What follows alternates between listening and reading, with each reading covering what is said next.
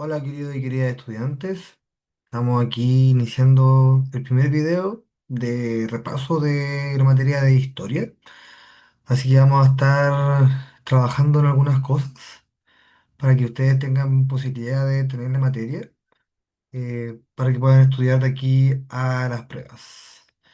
Así que em, vamos con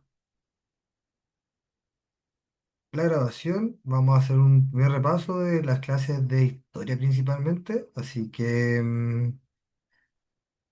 vamos, estoy intentando hacer la presentación. Bueno, este es principalmente la clase de historia que nosotros realizamos al principio de la escuela. Así que vamos a ir dándole con algunas cosas. Bueno, nosotros habíamos visto que el objetivo de esta clase era, bueno, repasar los principales hitos que marcaron los cambios de la época en la historia de la humanidad. Y vamos a ver algunos procesos del siglo XX que son elementos que aparecen en los exámenes libres de historia. Y habíamos iniciado en esa oportunidad con la pregunta: ¿qué es la historia? Y finalmente llegamos ahí al acuerdo en clases que la historia es el estudio de los hechos del pasado, donde principalmente eh, podemos abordar grandes acontecimientos que han ocurrido en la humanidad. Y nosotros hablábamos en algún momento, y vamos a llegar a ese punto también, respecto a las etapas de la historia, que antes de la historia que conocemos existe un periodo que se llamaba prehistoria, porque finalmente son hechos y momentos en los cuales nosotros podemos conocer algo de aquello, pero sin tener la evidencia necesariamente escrita, y eso no nos permite reconocer algunos elementos que hoy día se siguen estudiando de esa etapa que es la prehistoria. Y aparte, cuando hablamos de historia, abordamos y estudiamos las formas de vida que ha tenido la humanidad durante el tiempo, cómo vivían los seres humanos, ¿cierto?, en el pasado, y todo aquello desde el origen del hombre hasta nuestros días. Entonces, una de las cosas más importantes que tiene la historia es que nosotros abordamos el paso del tiempo a lo largo de la humanidad, ¿cierto? Y eso abarca, como lo vimos también en ciencia, lo vieron ustedes con la profesora Joana, millones de años, ¿ya? Porque se cree que los primeros hombres o los primeros seres humanos que aparecieron ya como Homo sapiens están aproximadamente hace más de 3 millones de años atrás. ¿Ya? Entonces, es importante que nosotros vayamos determinando ciertos conceptos en relación al paso del tiempo a lo largo de la historia. Y ahí nosotros abordamos, tenemos algunos conceptos bases como los años, ¿cierto? Que son la medida de periodo de tiempo más pequeño en los que podemos abordar la historia, porque los meses son tan acotados que los hechos históricos generalmente no ocurren a lo largo de los meses, sino que tienen un letargo mínimo de unos años, ¿cierto? Y después abordamos lo que era el lustro, que son 5 años, ¿cierto? La década, que son 10 años, el siglo, que es un periodo de 100 años, y por supuesto que el milenio, que es un periodo de 1000 años. Y además nosotros, para poder reconocer algunas cosas de la historia, también nos dimos cuenta que era necesario saber cómo nombrar algunos elementos, como por ejemplo en qué siglo nos encontramos o en qué milenio nos encontramos. Y a raíz de eso es que dijimos que para poder expresar los años, lo hacemos generalmente con números arábicos, eso quiere decir uno, 2, 3, 4, ¿cierto?, etcétera. Y en el caso de los siglos y los milenios, con números romanos, ¿cierto?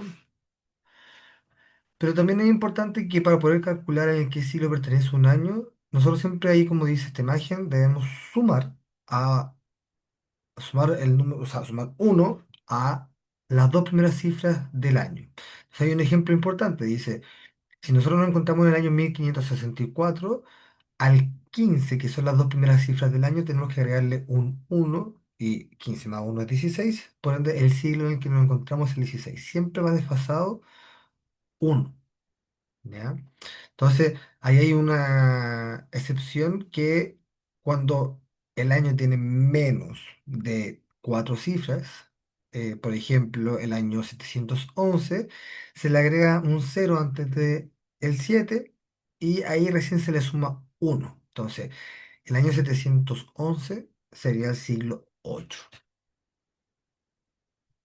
¿Y cómo medimos el paso del tiempo? Nosotros hoy día nos encontramos con un hecho clave que tiene que ver con el nacimiento de Cristo que nos marca el año cero, ¿cierto?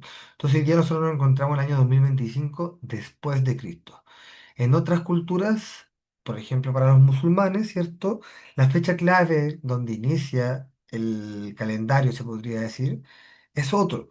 ¿Ya? Y de hecho ellos tienen que ver la cultura de los musulmanes con la Égira, que es la emigración de Mahoma de la Meca a Medina, y que en ese caso, por ejemplo, ese hecho en nuestro calendario es el año 622 después de Cristo, y por lo mismo, hoy día ellos, por ejemplo, se encuentran viviendo dentro de su cultura y su religión el año 1432, bueno, en realidad 1400, más de 1432, porque por ejemplo, dice que el año 2011 correspondía al 1432 de los musulmanes, ¿cierto?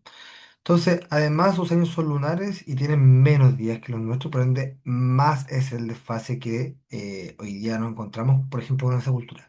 Nuestra cultura occidental, ¿cierto? Tiene que ver, y se marca el calendario, con el nacimiento de Cristo, y por eso hablamos de fechas que están antes de Cristo y fechas después de Cristo, y por eso nos podemos encontrar, ahí un ejemplo, con, por ejemplo, el año, o sea, 476 antes de Cristo, pero también el 476 después de Cristo. Y pasamos de alguna forma también por las fuentes históricas y hablamos de la necesidad de que las fuentes históricas las nombremos como todos aquellos elementos que nos sirven para poder conocer la historia de una forma fiable, ¿cierto? Confiable, fiable es una forma confiable. Y ahí tenemos diferentes tipos de fuentes históricas, pero las separamos principalmente en fuentes primarias y secundarias, ¿ya? Estas fuentes históricas tienen que ver principalmente con testimonios, ¿cierto? De manera oral, testimonio de manera escrito, material, gráfico, ¿cierto? Puede ser el acta de una, no sé, el acta de la independencia, un monumento, un resto humano, pero las fuentes primarias tienen relación principalmente con la posibilidad que tenemos nosotros de conocer de primera fuente, como valga la redundancia, ¿cierto? Pero sin que pase por el análisis o la reflexión de un otro, sino que sea desde la fuente primaria de donde ocurrió el hecho histórico, ¿cierto? Y esto nos ayuda a saber efectivamente cómo fue el pasado, porque ninguno de nosotros vivió hace 400, 500 años atrás, pero existen elementos como, por ejemplo, no sé, utensilios que utilizaban las personas, algún escrito que dejó alguien, una fotografía. Bueno, por supuesto que hace 500 años atrás no existía la fotografía, pero si llevamos ahondando en el tiempo, una fotografía efectivamente puede ser una fuente primaria, por ejemplo, ¿cierto?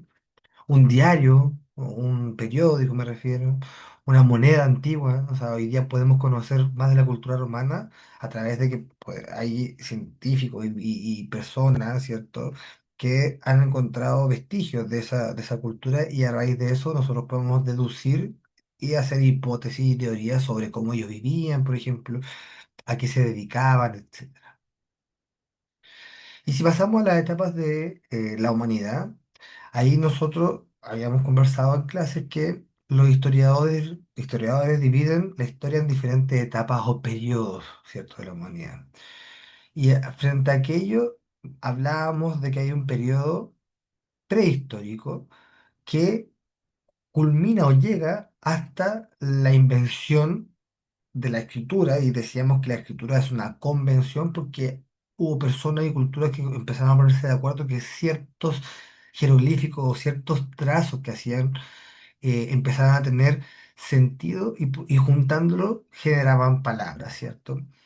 Pero la prehistoria, como lo vemos aquí en la imagen, utiliza gran parte de lo que nosotros llamamos la historia de la humanidad, ¿ya? Y hablamos de prehistoria principalmente porque hoy día es más difícil poder conocer los vestigios de este momento, porque además de ciertas situaciones o ciertos elementos como por ejemplo pieles o utensilios que utilizaban los seres humanos en ese momento, o algunos jeroglíficos que dejaron pintados en algunas partes o quedaron en el piso como vestigios, es muy difícil conocer esta parte de la historia. ¿Ya? Y después hablábamos que existe, posterior a la invención de la escritura, la edad, y ahí las etapas se dividen en diferentes edades, ¿cierto? Y está la edad antigua, la edad media, la edad moderna, la edad contemporánea, en ese orden. Y ahí hay una pregunta al final de esta diapositiva que dice, ¿era digital? ¿Ya? Pensando en que hoy día ya quizás estamos traspasando lo que es la edad contemporánea y entrando ya a la edad o la era digital. Pero vamos a hablar de cada uno de estas etapas, donde en la prehistoria tenemos principalmente tres periodos que tienen que ver con el paleolítico, el neolítico y la edad de los metales, y se dividen principalmente en las formas de organización que tenían las tribus, porque al inicio de la historia de la humanidad habían principalmente tribus, ¿cierto? Y en este paleolítico, estas tribus eran principalmente nómades. Y en esto de los nómades, que tiene que ver con no buscar asentarse en un lugar, no quedarse en un lugar, sino que ir moviéndose dependiendo de la temperatura, del clima, dependiendo de los recursos naturales que ellos podían poseer, se iban moviendo de un lado a otro y se dedicaban principalmente a la caza y a la recolección de alimentos, ¿cierto? Tenían formas de organización muy primitivas y empiezan a haber algunos cambios cuando ya se inicia el neolítico, pero el neolítico inicia a raíz de que empiezan a tener conocimiento estas tribus de cómo se desarrolla naturalmente, por ejemplo, los vegetales, las frutas, empiezan a recoger este conocimiento y a generar la posibilidad de trazar eh, qué alimentos durante el año se pueden sembrar y cómo sembrarlos también. Y pasan muchísimos años un poco estudiando, entre comillas, el cómo se desarrollan estos procesos para ya poder decir, bueno, nos quedamos en este lugar porque resulta que en este lugar es un lugar propicio, ¿cierto? Para poder tener diferentes alimentos durante la época del año, ¿cierto? Y empezaron a generar algunos utensilios que les permitían desarrollar la agricultura. ¿Ya? Y las tribus dejan de ser nómadas, dejan de ir de lugar en lugar y empiezan a asentarse y crear pequeños poblados. Y de estos pequeños poblados, pasan de ser nómades a ser sedentarios, se dan cuenta que requieren una organización distinta porque ya no están yendo de un lugar a otro, sino que requieren quedarse ahí y a partir de aquello, algunos roles dentro de las tribus. ¿Ya?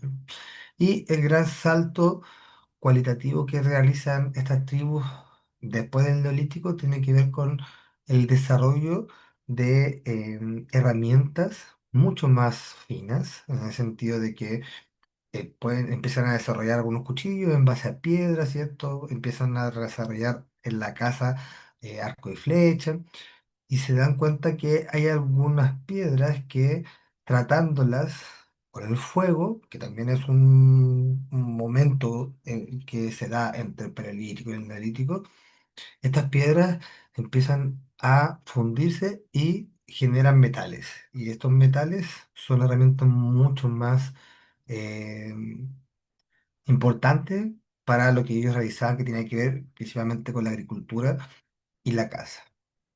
Y ya después de esta edad prehistórica, hay un quiebre cuando, como eso lo dijimos, se empieza a ver la invención de la escritura donde diferentes tribus empiezan a colocarse de acuerdo y entender que ciertos jeroglíficos, ciertas imágenes o dibujos que ellos hacían, podían tener significado y si lo iban repitiendo, podían entregar ciertos mensajes, ¿cierto? Esto inicia aproximadamente en el 3500 a.C. y llega hasta el 466 después de Cristo, ¿ya? Y es una de las etapas más importantes de la cultura y del desarrollo de los seres humanos, ya que se van abordando y se van desarrollando diferentes culturas dependiendo de las creencias que cada uno tenía, ¿ya? Y ahí tenemos el desarrollo, por ejemplo, de la cultura griega, romana, ¿cierto? De los fenicios, y a este otro lado de la humanidad, porque todo eso tiene que ver más con el Oriente, ¿cierto? Con lo que hoy día conocemos como Europa o Asia, pero a este lado de la humanidad ya se empiezan a desarrollar algunas pequeñas esculturas que desembocan en las tres grandes pueblos, se podría decir, que están a este lado del mundo, que son los mayas, los aztecas y los incas. ¿Ya? Además empieza a aparecer el comercio, porque si tenemos diferentes pueblos, culturas, necesariamente hay algunos que tienen algunos elementos que otros quieren tener que no pueden. Entonces intentan empezar a tener un intercambio de cosas, ¿cierto? Y cuando no se dan estos intercambios de cosas, también tenemos procesos donde intentaban conquistarse entre ellos y generaban algunos procesos más de guerra, más bélicos, ¿ya? Y en relación al desarrollo de algunos elementos en esta cultura, se da la escritura principalmente, ya lo hemos conversado, pero también empiezan a construir algunos edificios importantes, ¿ya? Entonces hay un desarrollo de la arquitectura y por supuesto de la religión, ya no como algo de una creencia de una o un pequeño grupo de personas, sino como esta religión también tiene efecto en una población mucho más grande. Sin más preámbulos, también después, eh, con la caída del Imperio Romano, empieza la Edad Media. Y en la Edad Media tenemos que es una etapa histórica relevante, con menor cantidad de tiempo, que va de 470 más o menos después de Cristo hasta 1450 después de Cristo también. Y es una etapa donde principalmente hay un desarrollo de la religión católica, donde existe una organización que está comandada por los reyes, por ende hay toda una situación que ocurre alrededor de lo feudal, ¿ya? Y lo feudal nos referimos a un rey que está a cargo de una porción de tierra y que tiene su palacio, ¿cierto? Su castillo, y es el máximo enclave, se podría decir, o la máxima autoridad, y que es del rey hacia abajo, que además el rey eso es una persona que está destinada por la religión, por Dios, o sea, era Dios quien colocaba al rey de alguna forma en su posición. También tenía a cargo una serie de súbditos que él le prometía seguridad dentro de su reino, dentro de sus tierras, a cambio de que ellos le trabajaran como vasallos finalmente para que la tierra que él poseía, o a veces eran reinas también, que ella poseía, pudiese desarrollarse de buena forma, ¿cierto? Entonces aquí hubo varias guerras religiosas, por ejemplo, entre los musulmanes y los cristianos, o sea, entre el Oriente, donde se desarrollaron principalmente los musulmanes, el Oriente o África, ¿cierto? Asia o África, con la cultura más europea. Y se dan inicio a varios imperios, ¿ya? Imperios que, sobre todo en el lado oriental, tienen un peso muy importante. Imperios que hasta el día de hoy existen, no como imperios, pero sí como cultura. O sea, el imperio japonés duró más de 3.000 años, por ejemplo. Y eso también, esos imperios tenían conflictos entre ellos, ¿cierto? Y esto acaba de alguna forma, o más que acaba, como que se da término a este momento, cuando empiezan algunos cuestionamientos a mediados del milenio, del segundo milenio, o sea, en el 1400, 1300, algunos cuestionamientos a que lo religioso fuese la centralidad del desarrollo de la vida de las personas. Y de alguna otra forma existen cuestionamientos a que lo religioso pudiese dar respuesta a todo, a todos los cuestionamientos que tienen en el pueblo, ¿cierto? Y a raíz de aquello y la necesidad de poder explorar o poder obtener otras materias primas finalmente. Existe la noción de la necesidad de llegar y poder comerciar, por ejemplo, con los japoneses o con China o con el oriente más hacia el lado de la India, China, Japón, a través de lo marítimo, porque andar por tierra era algo muy complejo, sobre todo esa cantidad de distancia, entonces buscaban trazar caminos por mar que les permitiera tener mejor conexión, mayor comercio y por supuesto buscar tierras que aún no hayan sido explotadas. Y a raíz de eso es que ya bueno, Cristóbal Colón y otras personas antes, buscando estas tierras de comercio y nuevas vías marítimas, se encuentran en sus viajes con América, América completa. Ellos llegan a Centroamérica y después empiezan a recorrer los distintos lugares. Y eso da por terminado, más por terminado, da la transición entre la Edad Media y la Edad Moderna, ¿cierto? Y la Edad Moderna se caracteriza principalmente por los grandes avances científicos y culturales que hay en esta época. Ya desde este cuestionamiento a que lo religioso sea lo más relevante, hoy, pasando a la edad moderna, empieza a haber una idea de que hay cosas que son explicadas pueden ser explicadas por la ciencia y no necesariamente por la religión. ¿Ya? Y por eso es una época de grandes cambios culturales y grandes avances. ¿Ya? Hay artistas como Da Vinci, Miguel Ángel, hay científicos, hay astrónomos, ya salimos de la idea de que la Tierra es el centro del universo o que el Sol es el centro del universo y ahí se van cuestionando algunos elementos que si bien en ese momento era algo muy disruptivo, hoy día es algo que es aceptado 100%, ¿cierto? Y además se da la posibilidad de la expansión marítima, ya expansión de estos canales o estas vías de tránsito marítimo, y además empieza una noción de pensamiento que transita entre la necesidad de colonizar y explotar ciertas tierras a la necesidad de que esas tierras, con la gente que ya vivía antes que llegaran los españoles, los ingleses, los portugueses, pudiesen autodeterminarse y gobernarse por sí solos. ¿Ya? Entonces este periodo va más o menos entre 1450 hasta el 1787 después de Cristo, que marca un antes y un después con la Revolución Francesa y con la idea y la necesidad de que se terminara con los reinados, ¿ya? Se terminara con los imperios y comenzara un gobierno del pueblo. Y desde ahí nace la idea de la democracia, que finalmente son la gente, las personas comunes y corrientes los que tienen derecho a decidir quiénes los gobiernan y no de otra forma. Y posterior al 1789, que es la Revolución Francesa, se dan una serie de cambios a nivel social y político sobre todo, que nos permite decir que pasamos a la edad contemporánea, que finalmente es la que nos encontramos hoy y que algunos, como decíamos antes, cuestionan porque buscan una relación con una era digital mucho más avanzada a la que existía hace 100, 200, 300 años atrás, ¿cierto? Pero la edad contemporánea sigue siendo la etapa más reciente de la historia, la etapa más reciente aceptada dentro de la historia, pero también la que tiene menor tiempo y mayores cambios y revoluciones en diferentes sentidos en todo el mundo. ¿Ya?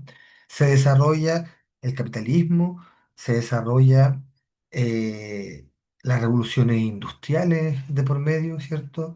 Donde el hombre ya no es la centralidad del trabajo en algunos casos, sino que tiene que ver cómo el hombre es capaz de desarrollar tecnología de alguna forma que permita que el trabajo se haga de manera mucho más eficiente, pero también que requiera mucha mayor cantidad de materias primas para poder funcionar y que nos ha llevado, por ejemplo, en nuestros días, tener la situación en la que nos encontramos, por ejemplo, con el cambio climático, por ejemplo, con el desarrollo de guerras muy fuertes, muy importantes, como la fueron la Primera y Segunda Guerra Mundial, por ejemplo. Entonces hay un cuadro resumen de lo que estábamos conversando de la prehistoria, la edad antigua, la edad media, la edad moderna y la edad contemporánea. Ahora, si hablamos qué pasaba en Chile y en el mundo, específicamente en el siglo XX, que es un tema que aparece en los exámenes libres, nos encontramos con algunas imágenes que se dan en Chile, pero también se dan en otras partes, ¿cierto? Ahí vemos a unos niños empobrecidos, siglo XX es un siglo de tremenda pobreza, que también empiezan tremendas desigualdades. Los ricos cada vez empiezan a ser más ricos. Cuando hay crisis económica, quienes resienten mayormente la crisis económica tienen que ver con la gente pobre, ¿cierto? Y tenemos, por ejemplo, ahí algunos conflictos bélicos que marcaron lo que fue el Chile y el mundo del siglo XX. Ahí hemos hecho algunas propuestas, algunas preguntas en clase que tienen que ver con qué cambios vivió el mundo en el siglo XX, ¿cierto? ¿Cómo afectaron estos procesos en Chile? Y sería interesante que ustedes se lo hicieran y pudiesen anotar la respuesta ahí en el cuaderno. El mundo en el siglo XX sufrió, más que sufrió, tuvo momentos de avances científicos muy importantes, tecnológicos muy importantes y muy rápidos. Yo creo que eso es lo más relevante de poder abordar estos avances científicos y tecnológicos. Tenemos el mediados del siglo XX el inicio del Internet, ¿cierto? De los computadores, pero también conflictos bélicos que no tuvieron ningún precedente. O sea, antes existieron efectivamente conflictos bélicos. Conflictos bélicos que tenían relación con la conquista de territorio, pero ahora nos encontramos en un siglo XX que en el mundo estos conflictos bélicos además tienen, se les suma armas de fuego. Lo que antiguamente, no sé, cuando habían peleas entre diferentes tipos de culturas, principalmente tenían que ver con luchas cuerpo a cuerpo, los arcos, pero nunca con el poderío de fuego que existió en el siglo XX y que, por supuesto, se fue creciendo cada vez más durante el siglo hasta lo que nos encontramos el día de hoy. Además, surgen nuevas ideologías, ¿cierto? Que derivan en algunos sistemas políticos que también tienen relación con los conflictos que hubo a nivel de guerra en este siglo. Y pasamos en el siglo XX, pasamos directamente a lo que fue la Primera Guerra Mundial, que tuvo diferentes causas, rivalidades entre los últimos imperios que hubo eh, en Europa, pero también la noción de algunos inicios de algunos nacionalismos que lo determinamos como eh, naciones, estados, que pensaban que eran mucho más importantes ellos que el resto y la cooperación entre otros, ¿cierto? Entonces, ante esta situación, hay principalmente tres países, pero uno de esos tres es el que toma mayor relevancia, que es Alemania, que también se le suma Italia, y el imperio todavía austrohúngaro, ¿cierto? Que forman una alianza pensando en que ellos tienen ciertos derechos sobre algunos territorios que no se les ha podido otorgar. ¿Ya? Y ante aquello empiezan a realizar diferentes avances, ¿cierto? En esta idea de poder conquistar o obtener estos territorios. Y por otro lado, existen algunos países en la misma Europa, porque convengamos que Alemania, Italia y este imperio austrohúngaro que aún existía como imperio, están situados en Europa, perdón, y hay dos países europeos principalmente que no están de acuerdo con lo que está ocurriendo, tiene que ver con Inglaterra o Gran Bretaña y con Francia, y frenan un poco esta situación, ¿ya? Y desatan de alguna otra forma lo que es la Primera Guerra Mundial, que inicia en el año 1914 y termina en el año 1918, ¿cierto? Y cuando se desata este primer conflicto bélico donde hay muchos países y naciones metidas dentro del conflicto, la Triple Alianza, que tiene que ver con Alemania, Italia y el periodo austrohúngaro, tienen un poderío en términos de ejército, ¿cierto? Que sobrepasaba en varias cosas a Gran Bretaña, Inglaterra y Francia. Y a raíz de aquello y a conversaciones previas que hubo, hay dos países que se suman a esta Primera Guerra Mundial, que tiene que ver con Rusia por la inminente posibilidad de que siguiera avanzando el imperio austrohúngaro y Alemania en sus territorios, pero también Estados Unidos desde la lógica y desde la necesidad que ellos tenían de poder instalar algunos elementos, ¿cierto?, de su cultura estadounidense y la posibilidad de poder realizar algunos negocios muy importantes que tienen que ver con la venta de armas, ¿cierto? Y con como la posibilidad en sus cabezas de decir, bueno, si yo soy aliado de estos países, en algún momento esos países igual van a tener que devolverme la mano, como se podría decir, ¿cierto? Entonces, este otro lado se le denomina la Triple Entente, ¿cierto? Finalmente, la Triple Alianza pierde la guerra, la Primera Guerra Mundial, ¿cierto? Teniendo como consecuencia devastaciones de infraestructura, o sea, muchos edificios destruidos, millones de bajas, de muertes, ¿cierto? Y finalmente la caída de estos últimos imperios que existían en Europa, ¿cierto? Y no solamente eso, sino que esto le permite a Rusia, en ese momento el imperio ruso, pero al pueblo ruso sobre todo, organizarse entre medio de la guerra y realizar la Revolución Rusa en el año 1917. Terminada la guerra, se firma por la Triple Entente y algunos otros países que deciden también participar de esta firma, el Tratado de Versalles. Versalles es una ciudad de Francia, entonces el tratado lo realizan ahí y principalmente se trata de poder ponerle la lápida a los países perdedores que tenían que no solamente volver a reconstruir sus países porque estaban muy destruidos, ¿cierto? Pero además tenían que pagar las costas a los países ganadores de lo que ellos perdieron en la guerra. Y esto da inicio, ¿cierto?, a un periodo de la historia que se conoce como periodo de entreguerras, que va principalmente desde el año 1919 a 1938, 39, y se habla de periodo de entreguerras porque efectivamente va entre la guerra, entre la Primera y la Segunda Guerra Mundial, ¿cierto? Y se caracteriza principalmente por una inestabilidad económica, social y política en los países perdedores de la Primera Guerra Mundial, ¿ya? Con algunos intentos de reconstrucción, pero también, y esto es muy relevante para lo que pasa en la Segunda Guerra Mundial, con el auge de algunos totalitarismos como formas de organización política y social dentro de algunos países, como por ejemplo Alemania, como por ejemplo Italia con el fascismo, Alemania con el nazismo, ¿cierto? España, que no había entrado a la guerra, pero que sí empieza a tener ideas totalitarias con Franco, ¿cierto? Que se convierte finalmente en un dictador que está más de 50 años en el poder.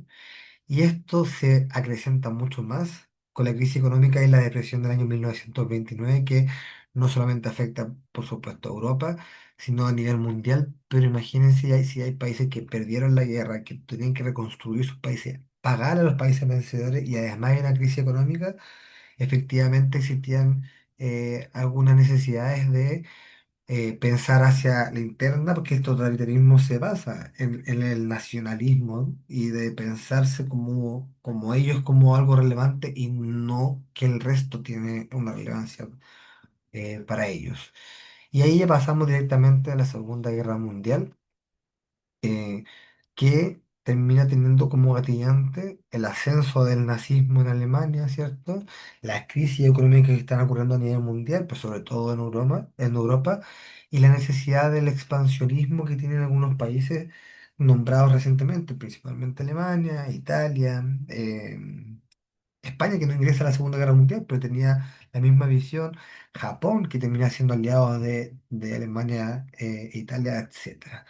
Y el evento gatillante que fue clave para el inicio de la guerra tiene que ver con la invasión a Polonia, ¿cierto?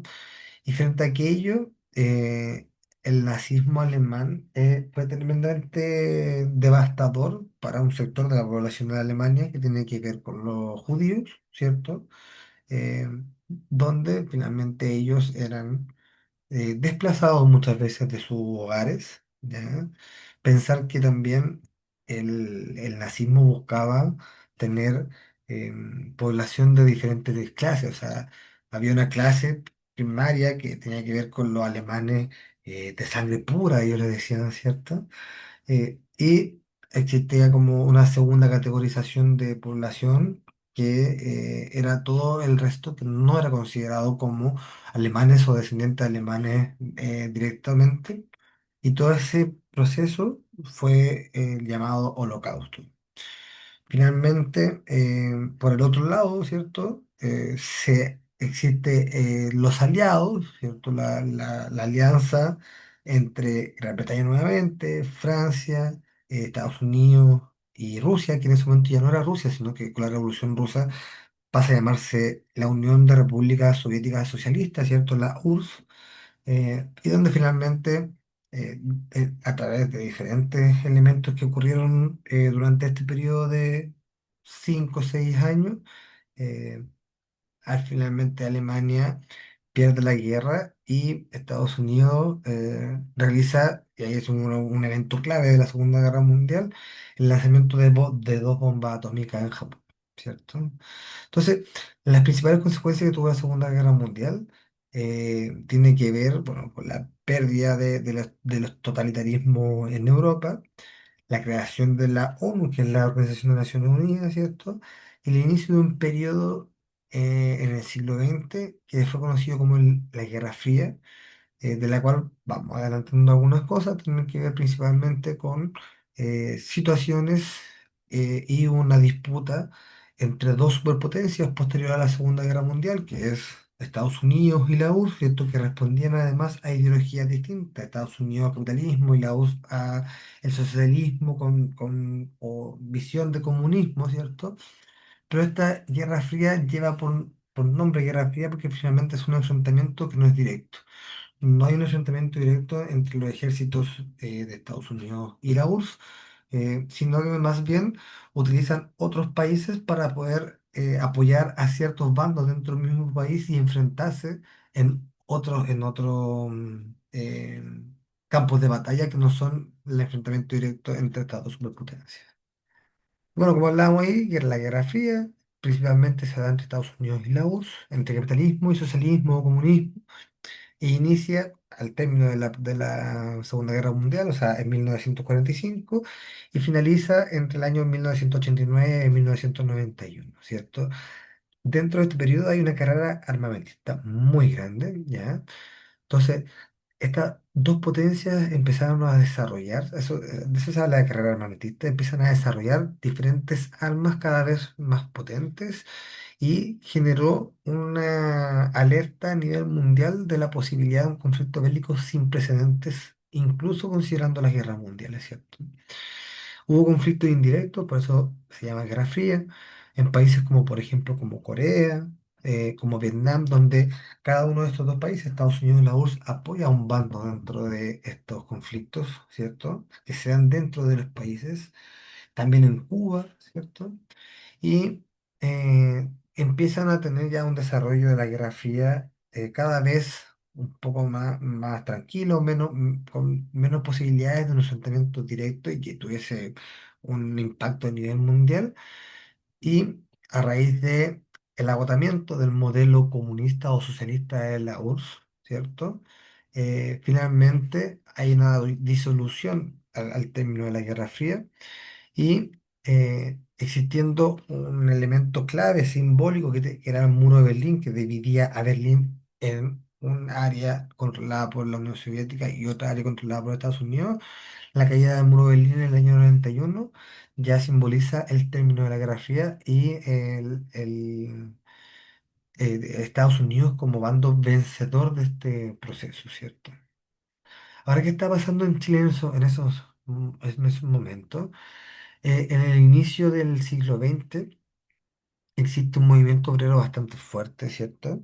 Que tiene que ver con la necesidad de que Chile se vaya industrializando un poco más, a raíz principalmente de que Chile antes del siglo XX, o sea, en el siglo XIX, era un país principalmente extractivista de minerales como por ejemplo el salitre, pero que cuando el salitre empieza a tener una crisis a raíz de la invención del salitre sintético, son los trabajadores de este rubro los que buscan la posibilidad de poder comenzar la industrialización del país de alguna manera, ¿cierto?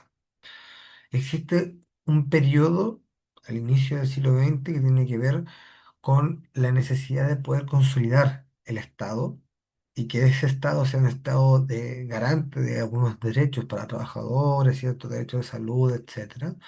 Eh, Porque antes de eso existía una sociedad tremendamente oligárquica, o sea, comandada por algunas personas que son designadas principalmente, que tienen que ver con familias con nombre y apellidos importantes, ¿cierto?